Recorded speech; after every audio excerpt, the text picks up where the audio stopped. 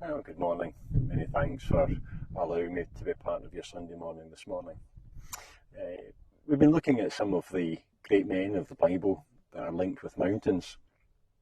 And I'm going to just share a few thoughts this morning on Abraham.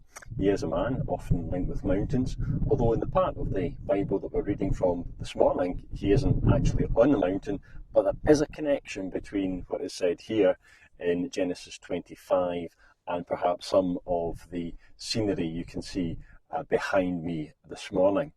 I'm in Genesis 25 and verse number 7, and it says, "These are the days of the years of Abraham's life, which he lived 163 years." That's 175 he was.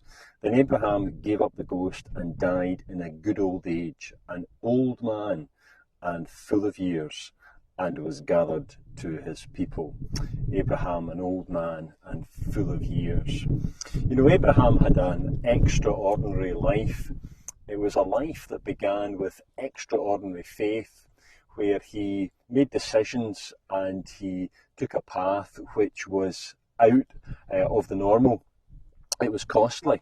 He left everything he had in Ur of the Chaldees. He abandoned it to go on a journey, the destination of which he did not know. It would seem that he gave up home and family, job and wealth and prosperity. And that path that God led him on was a path that at times was dangerous. At times it was a path that led to great challenge and difficulty. It brought him into battles and wars, conflict.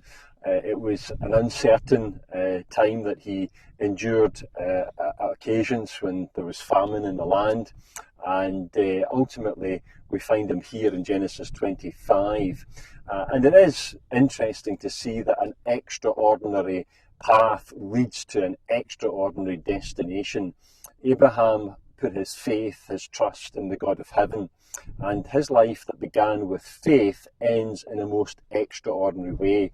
For there in Genesis chapter 25, verse number 8, it says that Abraham gave up the ghost and died in a good old age, an old man full of years, and he was gathered to his people. Now that's fascinating, that there is Abraham, and he doesn't just finish and end and die and that's it, but rather he's gathered to his people. In other words, he's part of God's eternal plan. He's linked with those that have gone before. And whilst Abraham's life in this world ceases, it continues thereafter. He's gathered to his people.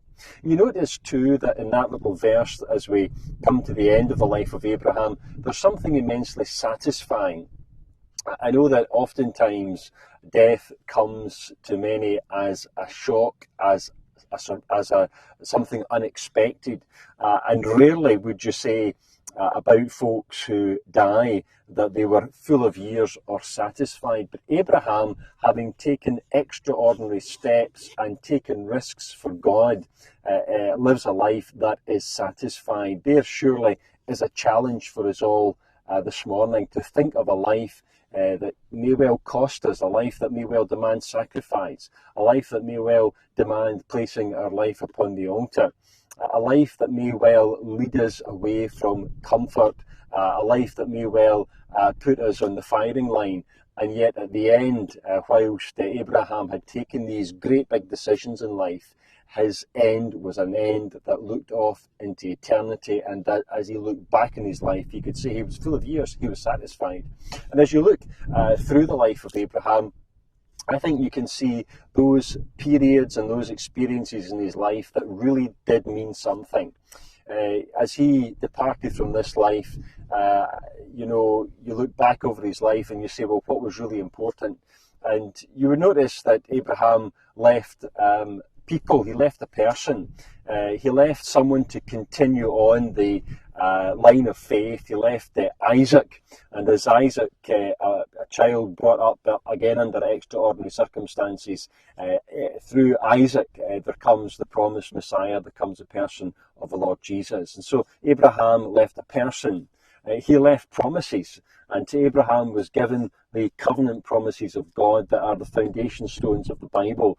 That in you, said God to Abraham, in you and in your seed will all the nations of the earth be blessed. And as we look out round about the world this morning, there is only one person that was fulfilled in, and that was the person of Jesus Christ. He alone has brought blessings to multitudes, blessings to nations.